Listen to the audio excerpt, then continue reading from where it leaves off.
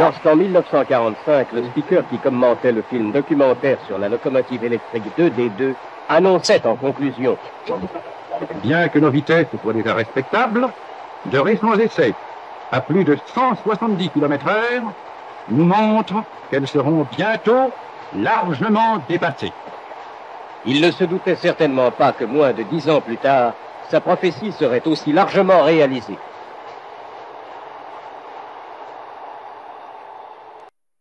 En effet, en février 1954, la locomotive CC 7121, remorquant un train de 3 voitures, bat le record du monde de vitesse sur voie ferrée. Or donc, ce jour-là, vendredi 19 février 1954, à midi, en gare de Dijon, le train d'essai vient prendre place à quai. Il s'agit aujourd'hui de franchir le seuil des 200 km à l'heure dont on s'était rapproché les 2 jours précédents. Ce n'est pas à l'aveuglette et sans contrôle qu'on s'était lancé dans pareille entreprise. Des appareils Mosin à quartz piezoélectrique, montés sur les essieux moteurs, permettent de mesurer les efforts latéraux exercés dans la voie. On enregistre par ailleurs les caractéristiques de fonctionnement des moteurs. Pour toutes ces mesures, des câbles relient la locomotive à la première voiture. Un miroir rétroviseur permettra d'observer et de filmer en marche le mouvement du pantographe sur la caténaire. Installés dans un compartiment de la première voiture, les appareils enregistreurs donneront en chaque point du parcours d'abord l'intensité totale en ampères du courant capté, puis la tension en volts de la caténaire au contact du pantographe, et enfin la puissance en kilowatts absorbée au même point par la machine. Celle-ci atteindra au maximum 5000 kilowatts sous une tension un peu supérieure à 1700 volts.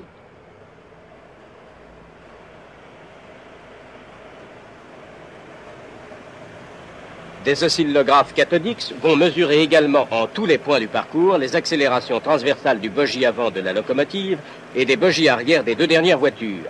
Et simultanément, les efforts exercés latéralement dans la voie par les premiers et 3e essieux de la locomotive qui sont les plus nocifs. Les courbes représentatives sont enregistrées sur une bande de papier photographique se déroulant mécaniquement et impressionnées par les spots lumineux des oscillographes. Le train d'essai, c'est un train comme les autres, plus court certes, composé de 3 voitures remorquées par une locomotive de série, enfant d'une nombreuse famille et dont l'aspect est maintenant familier à tous les voyageurs de la ligne Paris-Lyon, c'est la CC 7121. Celle-ci, comme ses sœurs, remorquait il y a quelques jours des trains rapides, express ou même de marchandises. Des ingénieurs en chef et des techniciens viennent d'arriver de Paris. Parmi eux, on remarque un vieil ami fanatique du chemin de fer qu'on a invité bien cordialement. Les hauts fonctionnaires de la direction matériel et traction et de celle des installations fixes de la SNCF sont présents. On discute et on suppute les performances possibles. Jusqu'où ira-t-on au-delà des 200 km à l'heure?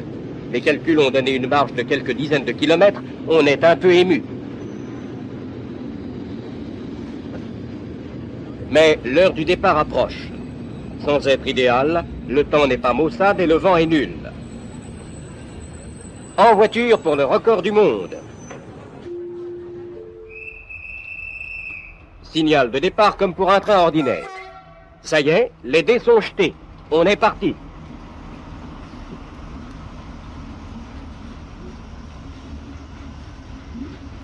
Sans perdre de précieuses secondes, on accélère rapidement. À la sortie de Dijon, le train vient de passer à 140 au point limite qui lui avait été fixé. Et le voilà qui s'élance pour prendre le grand galop. Dans la cabine de conduite, les places sont chères. Si les conducteurs sont attentifs, car l'accélération est très rapide, on remarque une certaine sérénité confiante sur le visage des artisans de ces essais. Nous voici à 160, puis à 180 km à l'heure. Déjà, les 2 jours précédents, on avait atteint respectivement ces 2 limites de vitesse. Les enregistrements avaient montré que les efforts exercés dans la voie et les accélérations transversales restaient dans les limites raisonnables. On peut donc aller plus loin. Le 200 est franchi. 220 km à l'heure. Mais voici l'indicateur de vitesse bloqué. Il est insuffisant pour marquer davantage. Il va falloir le remplacer pour les essais suivants par un appareil pouvant enregistrer au-delà de 250.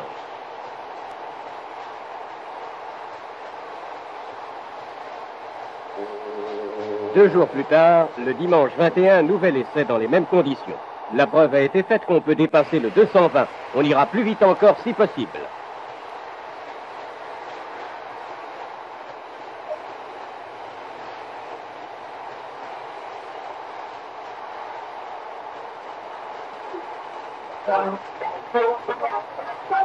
Bien, un avion qui s'essaye à la course.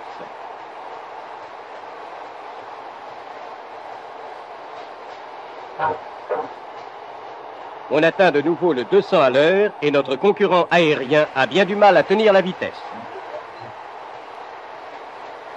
Des voyageurs cobayes sont dans les couloirs des voitures et ne paraissent pas s'en trouver mal. D'autres, confortablement assis, ne sont pas du tout impressionnés par le défilement de plus en plus rapide des paysages traversés. La vitesse atteint le 230. À l'arrière du train, le paysage qui défile sous les pieds donne une impression saisissante de vitesse. Et pourtant, la voie bien dressée et parfaitement nivelée est une voie banale comme celle que parcourent tous les jours de nombreux rapides. Rail de 18 mètres de 50 kg sur selle métallique, posée sur traverses en bois avec attache normale. Ce n'est même pas le dernier cri de la technique française. Et cette voie, elle est telle qu'elle se présente à la sortie d'un hiver qui a été rude, sans un coup de pince ni une pelletée de soufflage.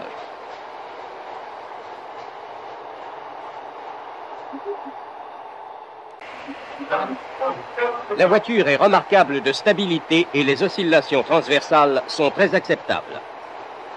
Dans la cabine arrière de la locomotive, des observateurs regardent le mouvement du pantographe dans la glace rétroviseur. Et, malgré les vibrations de celle-ci, la caméra cinématographique a fixé tant bien que mal sur la pellicule le travail du panto sur la caténaire.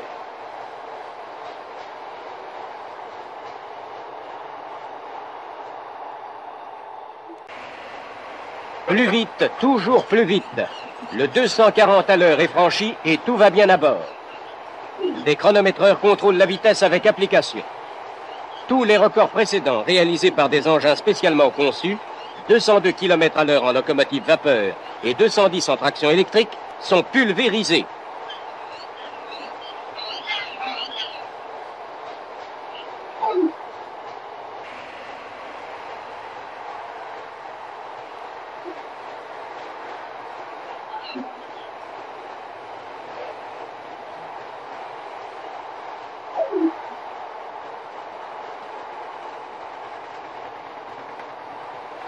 « 243 km à l'heure. Non seulement les chronométrages, mais l'appareil flamand a enregistré fidèlement et authentiquement les vitesses réalisées. Une locomotive française de série construite par la société Alstom et remorquant des voitures de voyageurs normales emporte et de loin le record du monde de vitesse sur voie ferrée. Et cela méritait que quelques jours plus tard, en gare de Paris-Lyon, la cérémonie de la remise du ruban bleu à la machine du record soit présidée par le ministre des Travaux publics lui-même.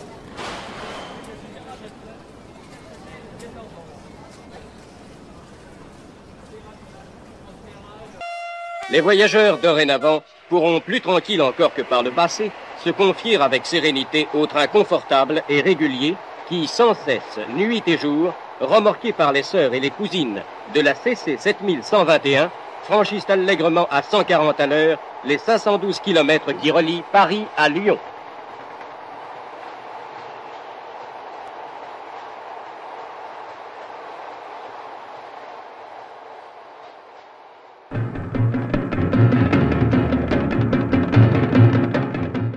Donc, le 243 km/h avait prouvé deux choses. Un, qu'on n'avait pas atteint les limites du chemin de fer. Et deux, que la formule de machine CC, adhérence totale, était bonne. D'où l'idée d'aller encore plus loin. Et ça a été le 331 km/h dans les Landes.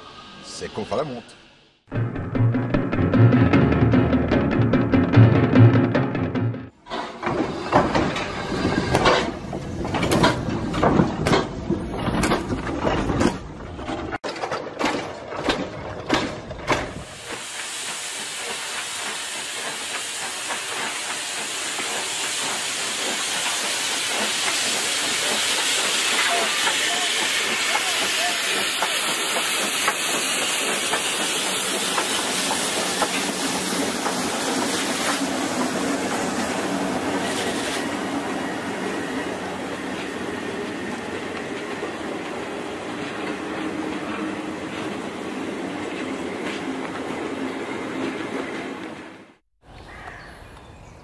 Dans cette région un peu perdue de la France, dans cette immense forêt des Landes qui s'étend sur des milliers d'hectares, mais dont certaines parties ont été ravagées à plusieurs reprises par de sinistres incendies, la vie se déroule calmement. Comme il y a un siècle, on recueille encore soigneusement, suivant un procédé artisanal et quelque peu barbare, la résine qui coule des blessures qu'on inflige au tronc des arbres. Ces arbres, ces pins maritimes, s'échelonnent à perte de vue et ondulent légèrement sous la brise de l'océan qui n'est pas loin.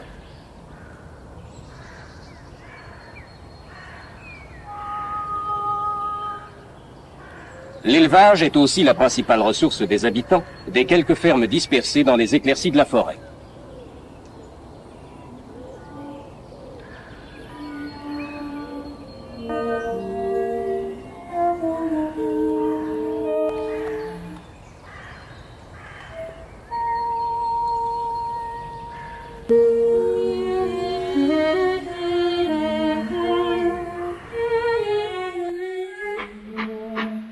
À travers la Pinède, le petit train, lui aussi du siècle passé, évolue lentement, complétant cette vie ancestrale que pourtant récemment, des odeurs de pétrole ont commencé à troubler.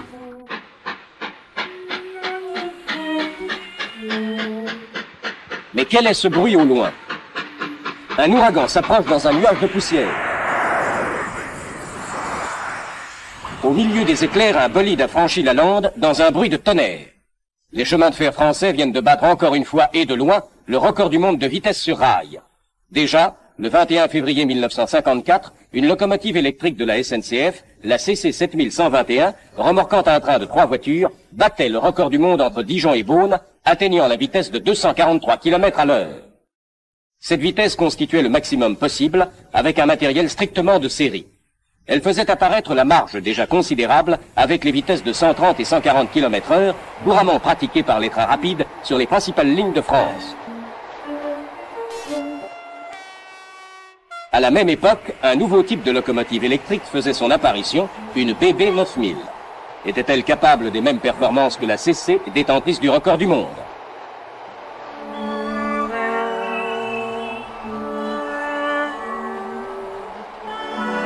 D'autre part, les essais de Dijon avaient montré que la parfaite qualité de la voie française permettait des vitesses plus élevées, d'où l'idée d'atteindre celle de 300 km. Les deux locomotives à mettre en compétition ont été choisies parmi celles en service.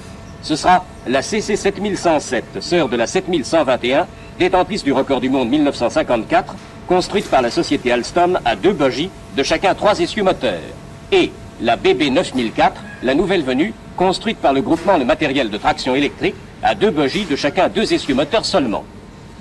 Ces deux types de locomotives assurent le service des trains rapides sur Paris-Lyon, notamment du Mistral, le train le plus rapide d'Europe. Pour atteindre les vitesses envisagées, les machines avaient dû recevoir une préparation spéciale aux ateliers et chez les constructeurs.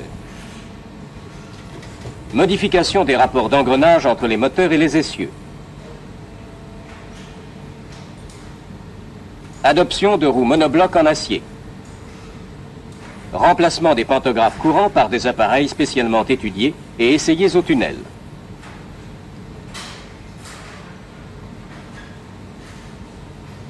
Chaque locomotive d'essai est attelée à un train de 3 voitures. Les attelages des véhicules entre eux sont réalisés une fois pour toutes et la continuité assurée par des bandes de caoutchouc. L'arrière du train comporte un carénage aérodynamique étudié spécialement. L'ensemble forme un tout continu, une sorte de projectile de 100 mètres de longueur. Il était nécessaire de disposer d'une voie très droite pour éviter la force centrifuge qui, dans les courbes à de pareilles vitesses, devient énorme. Une voie qui soit d'une longueur suffisamment grande pour permettre d'accélérer et puis de ralentir avant d'utiliser trop vite les freins. L'alignement droit de la ligne de Bordeaux à Dax, qui s'allonge sur 46 km entre les gares de Lamotte et La Bouère, à la traversée des Landes, convenait parfaitement. Il fallait aussi renforcer la caténaire et son dispositif d'alimentation pour éviter les chutes de tension. On installera donc des sous-stations mobiles supplémentaires, telles celle-ci à Lamotte et cette autre en gare d'Ichoux. De plus, de tels essais ne doivent pas être seulement la fantaisie d'un jour. Des appareils d'enregistrement les plus divers sont à bord du train et à terre. Les résultats en seront ensuite examinés à loisir dans le silence des laboratoires.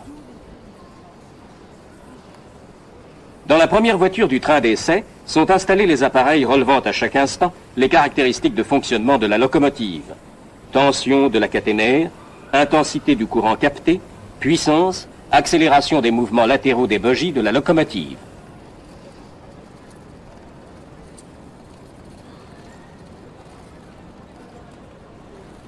Les opérateurs surveillant les appareils sont en communication téléphonique constante avec la cabine de conduite de la locomotive. En outre, pour assurer la sécurité, le train sera pendant les essais en liaison radiotéléphonique constante avec un poste de terre. Des antennes sont installées dans ce but sur le toit d'une voiture. À terre, à l'endroit présumé de la vitesse maximum, se situant approximativement en gare d'Ichoux, on a installé dans la voie des appareils divers. Enregistrement en 3 points de la pression exercée au passage sur les rails et les traverses.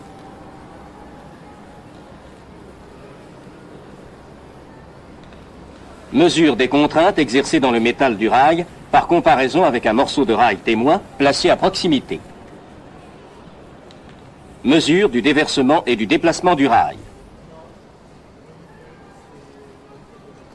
Les appareils de contrôle dans la voie sont réunis par des batteries de câbles électriques aux appareils d'enregistrement installés dans une voiture spéciale placée sur une voie de garage.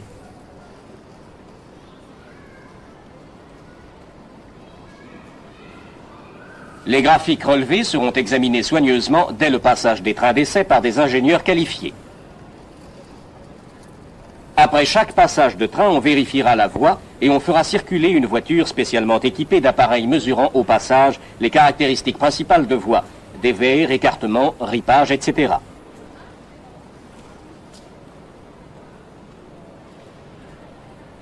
La vitesse sera mesurée avec précision par des pédales installées le long du rail qui seront déclenchées au passage du train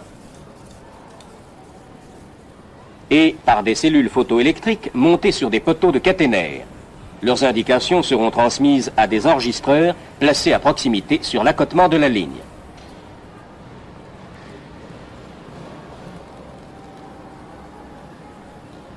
Une caméra automatique est installée dans la cabine de conduite de la locomotive pour filmer l'indicateur de vitesse et témoigner de l'authenticité. Tout est prêt, le grand jour est arrivé.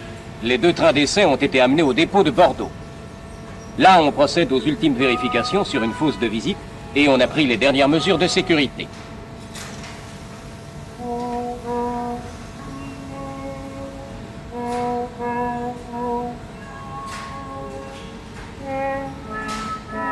Le lundi 28 mars 1955, le long de la ligne, on a mobilisé la gendarmerie pour surveiller les curieux aux abords des passages à niveau, dont les barrières ont été soigneusement fermées à l'avance.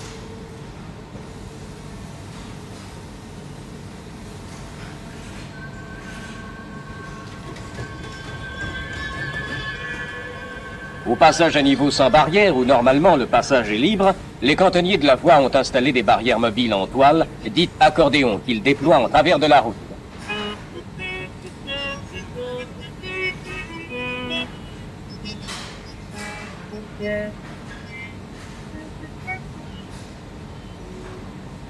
Un avion de reportage va prendre l'air pour survoler la ligne. Au début de l'après-midi, dans la petite gare de Facture, un peu au sud de Bordeaux, le premier train d'essai remorqué par la CC 7107 est prêt au départ. Voici l'équipe de conduite.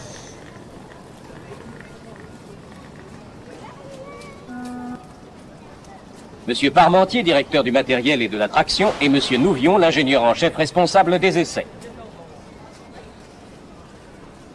L'heure du départ approche.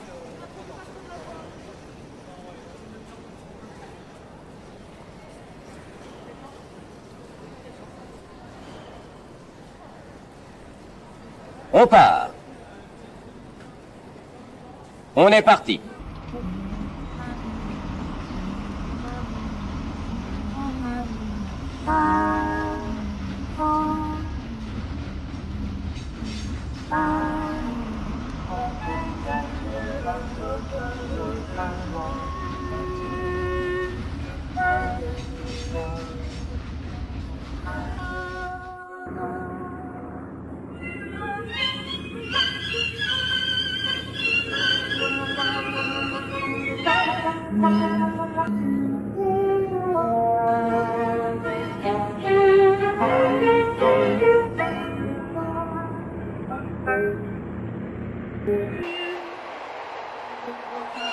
On franchit la courbe de la gare de la Motte à la vitesse limite possible de 120 km à l'heure. Et sur la longue ligne droite de 46 km, on prend le grand envol pour le record du monde.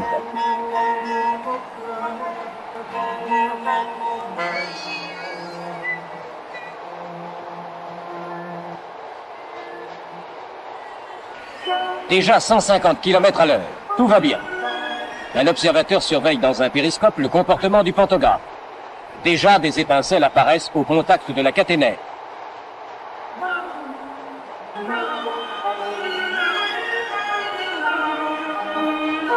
Les glaces avant de la locomotive sont protégées par un épais grillage pour arrêter les corps étrangers ou les oiseaux projetés par le vent furieux de la marche.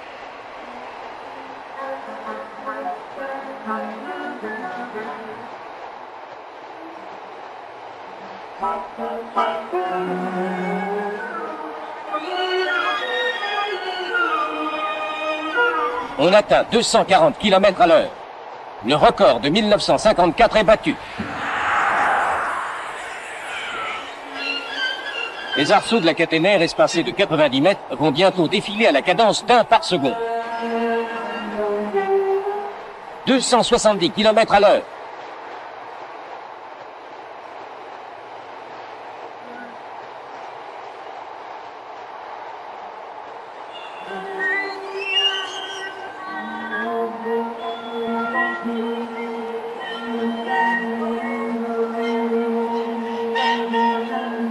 Le 300 est dépassé. « 320, 325. Les cadrans annoncent des chiffres impressionnants. 4500 ampères, 12 000 chevaux de puissance. Le record de 1954 est pulvérisé.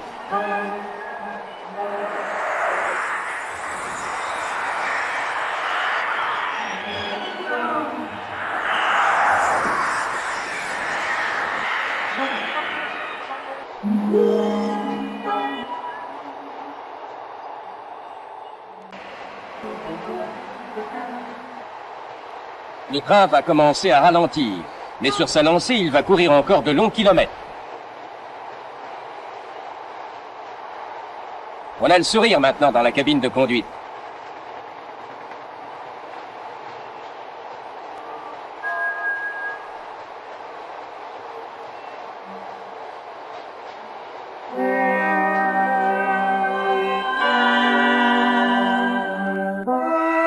Et doucement, le bolide calmé vient mourir à quai dans la gare de Morsinx, où l'attendaient anxieusement les journalistes.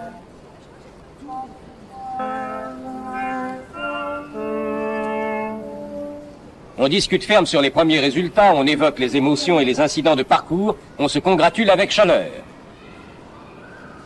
L'avion d'accompagnement ayant achevé sa tâche retourne atterrir à sa base.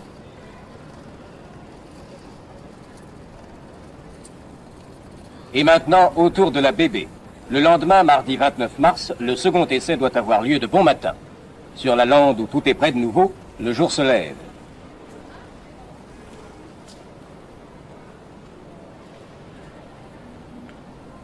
À facture, on discute ferme les résultats de la veille. Tu l'as vu, la coquine? Elle filait qu'on ne la voyait plus. La bébé 9004, remorquant son train, est arrivée à son tour sur la ligne de départ.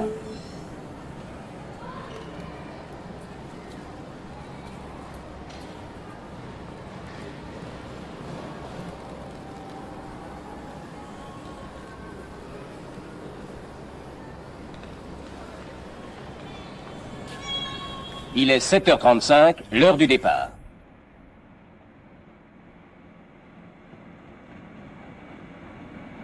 La voilà partie à son tour vers son destin.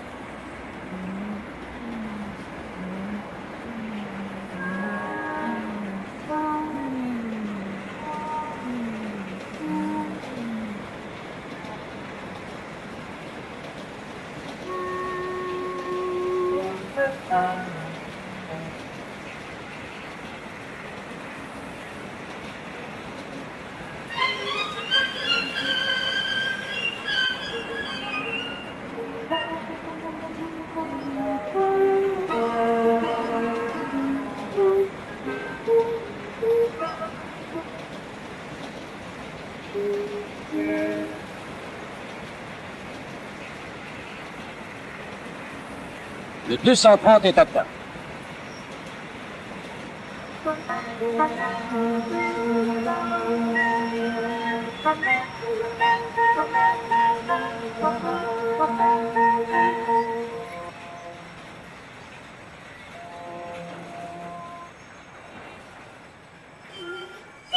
Voici le 300. On le dépasse. Malheur, on signale au périscope que le panneau arrière est fondu. On remonte l'autre et en avant.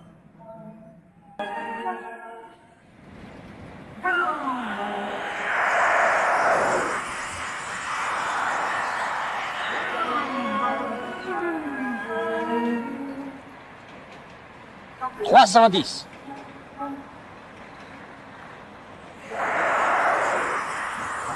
320.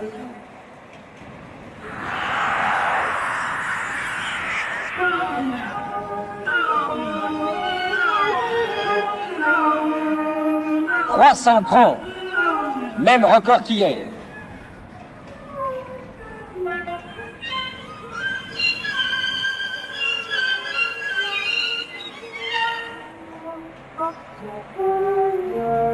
Mais on est à la limite de distance, il faut ralentir. On a franchi la gare d'Ichou, manteau coupé.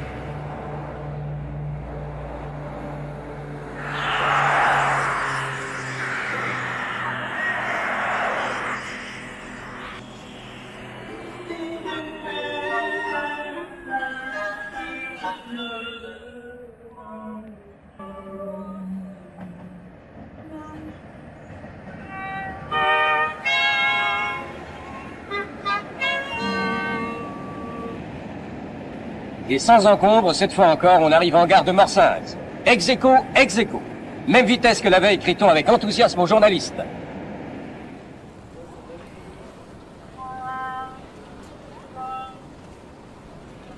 Monsieur Nouvion, l'ingénieur en chef responsable des essais, assailli au micro, ne cache pas sa satisfaction d'avoir pu les mener à bien. Je crois, dit-il, qu'on est maintenant à la limite. C'est au tour de Monsieur Parmentier, directeur du matériel et de l'attraction, qui annonce aux auditeurs de la radio le triomphal succès sans précédent. 331 km à l'heure pour les deux.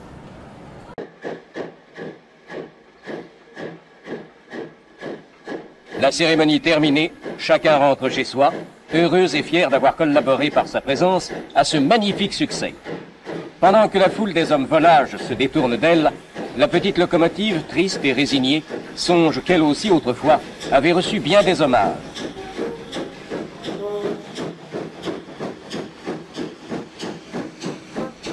Évoquons nous aussi les principales étapes du record du monde de vitesse sur voie ferrée. 1829, l'ancêtre, la célèbre fusée, roule à 47 km à l'heure. 1846, en Grande-Bretagne, on atteint le 120. 1890, la France s'attribue le record avec 144 km à l'heure. 1893, les États-Unis le reprennent à 160 km à l'heure. 1935, dans une compétition serrée, la France, l'Angleterre, les États-Unis et l'Allemagne atteignent des vitesses variant de 175 à 190 km/h. 1938, l'Angleterre reprend la suprématie avec 202 km à l'heure. Mais déjà en 1903, en Allemagne, deux automotrices électriques spéciales avaient atteint respectivement 206 et 210 km/h sur une voie d'essai. En 1939, une rame électrique italienne roule à la vitesse de 203 km/h. Puis, en 1954, c'est la France qui, avec la CC 7121, remporte le ruban bleu avec 243 km/h. Enfin, battant de loin tous les records précédents, deux locomotives françaises roulent à plus de 330 km à l'heure. Cela s'est passé les 28 et 29 mars 1955. Date désormais mémorable dans l'histoire du rail.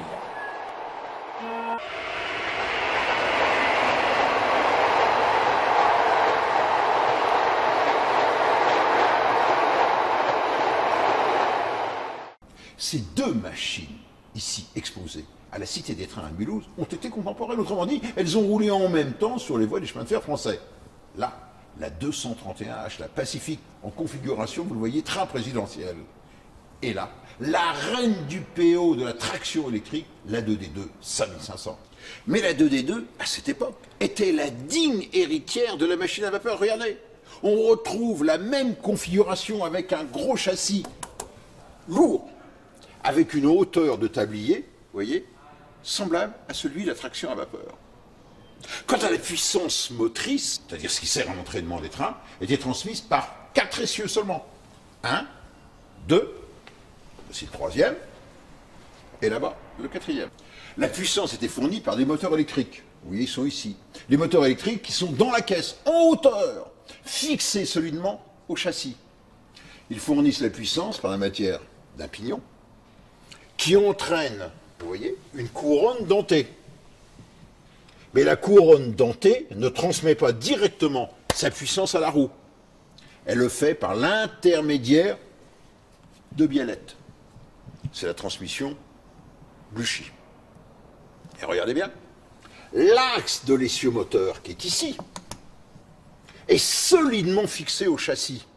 Ça, c'est le circuit d'huile de refroidissement et de lubrification. Autrement dit, voilà donc une machine lourde qui ne transmet sa puissance que par 4 essieux, donc ne transmet sa puissance que par une partie de son poids, 80 tonnes au lieu de 144 tonnes. Et voilà aussi une machine qui est rigide, dont les essieux ne peuvent pas épouser les sinuosités de la voie. Et pourtant, ça marchait. Mais comme à l'époque, les locomotives électriques, je dis bien à l'époque, s'achetaient au poids, c'était à l'époque 1 million de francs la tonne, on avait donc intérêt à avoir les machines les plus légères possibles pour garder toujours la même puissance. Autrement dit, à utiliser toute la masse de la machine pour transmettre la puissance aux roues. Voilà qui a donné naissance à une nouvelle race d'engins, des machines aussi puissantes que les 2D2, de l'ordre de 4000 chevaux, aptes à la grande vitesse, 140 et même 160 km/h, mais surtout qui utilisaient toute leur masse pour transmettre la puissance. C'est ce qu'on appelle l'adhérence totale. Petite explication. Le type même de ces machines, c'est donc la BB et la CC. Voici donc la BB. Regardez bien la masse. 80 tonnes par rapport aux 144 tonnes de la 2D2. La caisse repose sur 2 bogies. Voici le premier, le deuxième est là-bas. Chaque bogie qui comporte 2 essieux comporte 2 moteurs électriques. Les moteurs électriques sont donc dans le bogie et non plus dans la caisse. Enfin, autre détail, vous voyez bien que l'axe de la roue, ici, est muni d'une suspension par rapport au bogie, et le bogie est suspendu par rapport à la caisse. Autrement dit, on a une machine qui peut déjà mieux suivre les inégalités de la voie.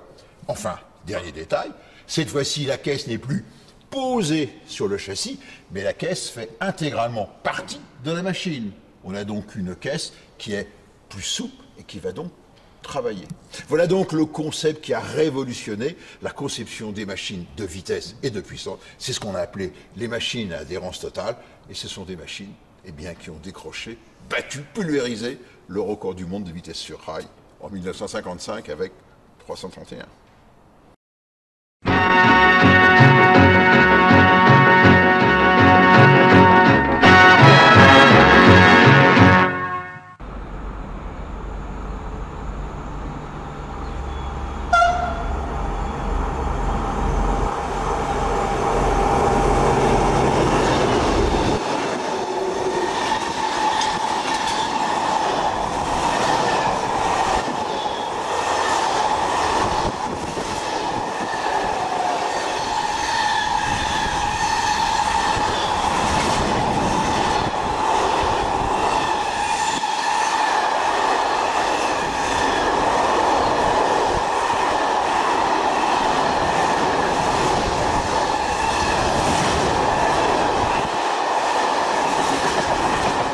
Lors de la reconstitution du réseau après la guerre, la SNCF a fait construire de nouvelles locomotives électriques qui ont été soumises à de nombreux essais pour déterminer leurs possibilités exactes. En 1954, sous l'impulsion de M. Parmentier, à l'époque directeur du matériel et de la traction, un premier record du monde était atteint avec une machine de série, 243 km à l'heure. Un an après, en présence d'une ancêtre, de nouveaux essais étaient effectués, mais cette fois avec deux machines dont les rapports d'engrenage avaient été modifiés.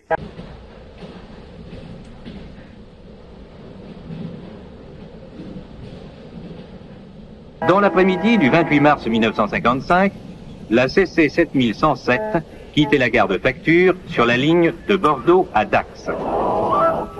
Aussitôt, après avoir franchi la courbe de la Motte, elle s'est lancée dans la ligne droite en direction de Morsinx. Cela ne se passa pas sans étincelle. Mais le record du monde fut nettement battu, puisque la vitesse de 331 km à l'heure fut atteinte. Le lendemain matin, ce fut le tour de la BB 9004, un prototype de conception différente, qui atteignit également la vitesse de 331 km à l'heure. Une étape importante venait d'être franchie. Par ailleurs, sécurité et vitesse s'accommodaient fort bien d'une diminution du poids et par conséquent du prix des locomotives.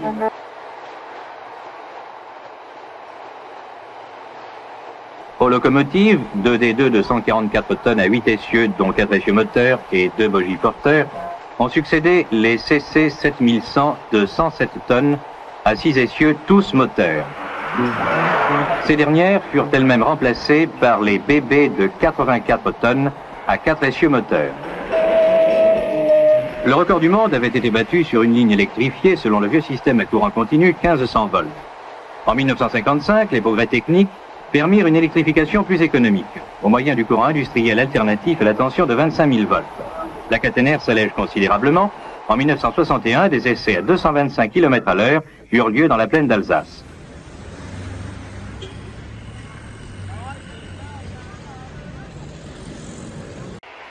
Les locomotives ayant la même partie mécanique, qu'elles soient alimentées en 25 000 volts ou en 1500, seul le captage du courant constituait une inconnue. Il fallut construire un pantographe d'un type nouveau. Les essais préliminaires ont permis de constater l'adhérence parfaite de l'archet du pantographe et par conséquent le captage excellent du courant de traction. Pendant plusieurs jours, au cours d'essais systématiques, des mesures ont été faites dans le convoi et sur le terrain.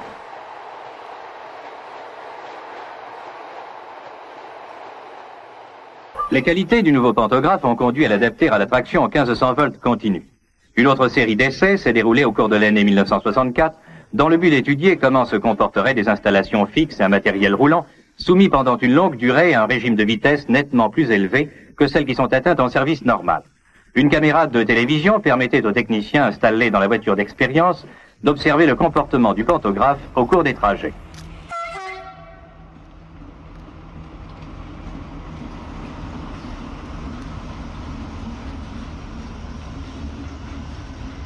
Maintenant, plus d'étincelles malgré les dénivellations de la caténaire notamment au passage des ponts. Que de progrès depuis le record du monde.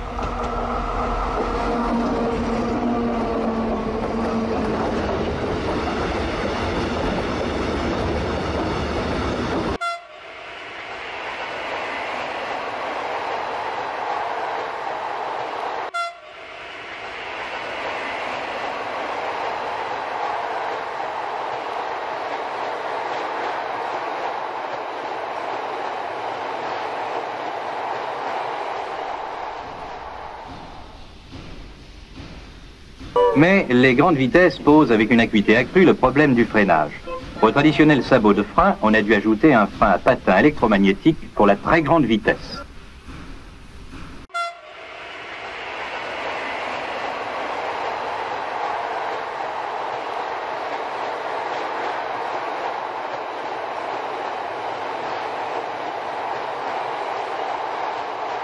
Les essais de freinage d'urgence ont prouvé que leur action, bien qu'énergique, n'est cependant pas brutale.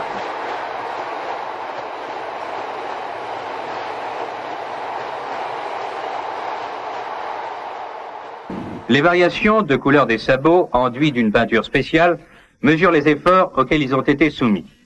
Le développement des liaisons par Trans-Europe Express a conduit à la construction de locomotives capables d'utiliser indifféremment les 4 formes de courants européens. D'où de nouveaux essais, effectués avec ces locomotives, les CC 40100, alimentés par les 2 types de courants utilisés en France. Au cours des essais à grande vitesse, des contrôles furent également effectués en ce qui concerne la tenue de la voie.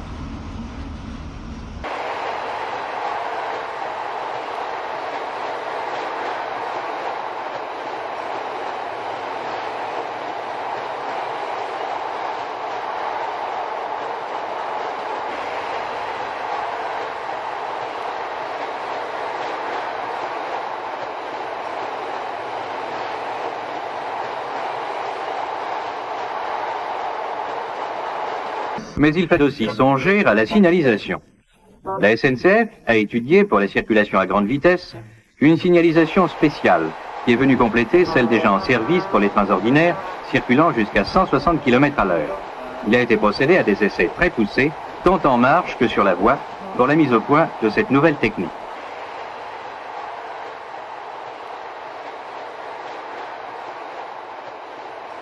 Une ligne équipée d'une signalisation normale en bloc automatique lumineux est divisée en cantons d'une longueur moyenne de 1500 mètres.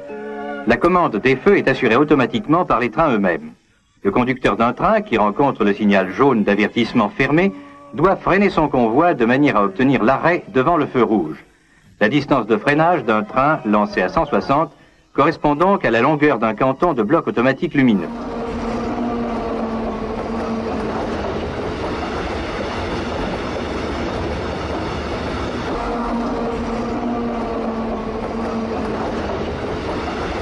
Pour les circulations à des vitesses de 200 km/h et plus, il a été jugé nécessaire de faire porter la zone de freinage pratique sur l'étendue de 3 cantons de bloc.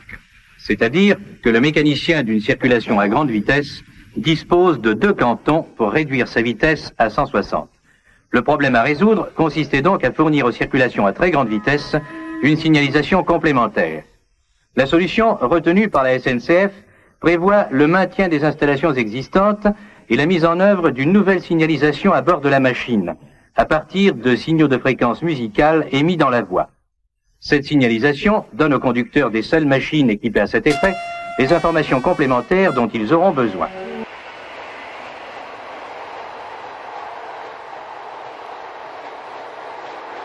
En abordant le feu jaune au 3e canton, elles se trouveront placées dans les mêmes conditions que les trains ordinaires.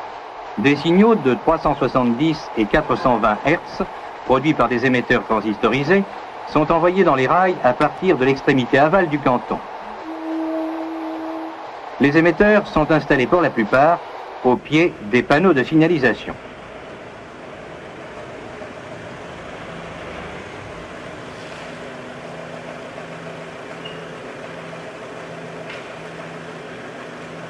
Le courant ainsi transmis dans la voie influence 2 capteurs placés sur la machine, un au-dessus de chaque fil de rail, et provoque, à bord de la cabine de conduite, l'indication correspondante à la fréquence émise. L'autorisation de circuler à 200 km/h est donné par la fréquence de 370 Hz. Lorsque s'allume à bord de la machine un voyant portant la mention VP, le conducteur peut régler la vitesse de son train à la vitesse plafond autorisée, soit en l'occurrence 200 km/h.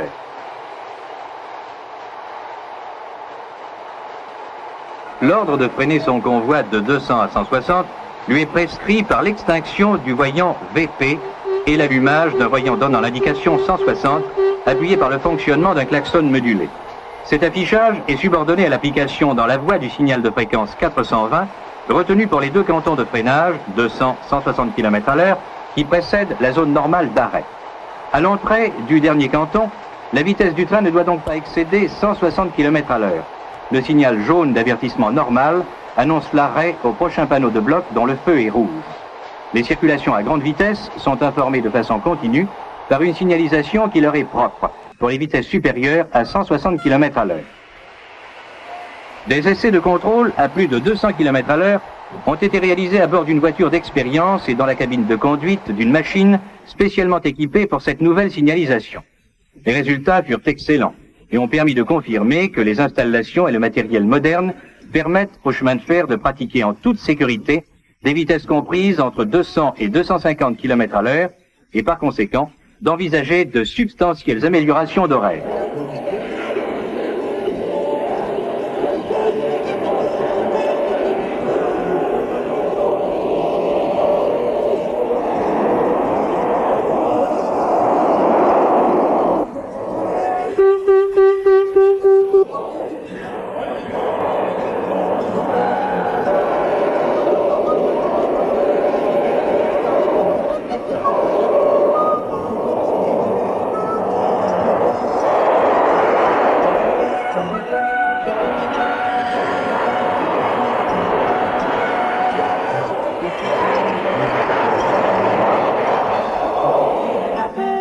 Le nombre des villes reliées à Paris à des moyennes supérieures à 100 et même 120 km/h s'accroît sans cesse. Pour certains trains rapides, ces moyennes atteignent 125 et 130 km/h.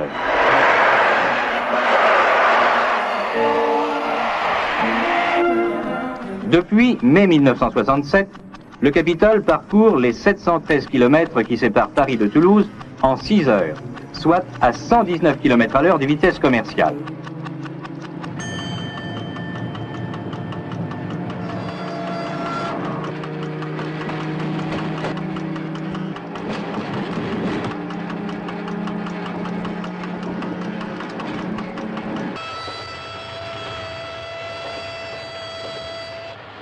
En Sologne, entre Orléans et Vierzon, le train le plus rapide de France roule à 200 km/h et sur de nombreuses autres sections de ligne à 160 et même 170 km/h.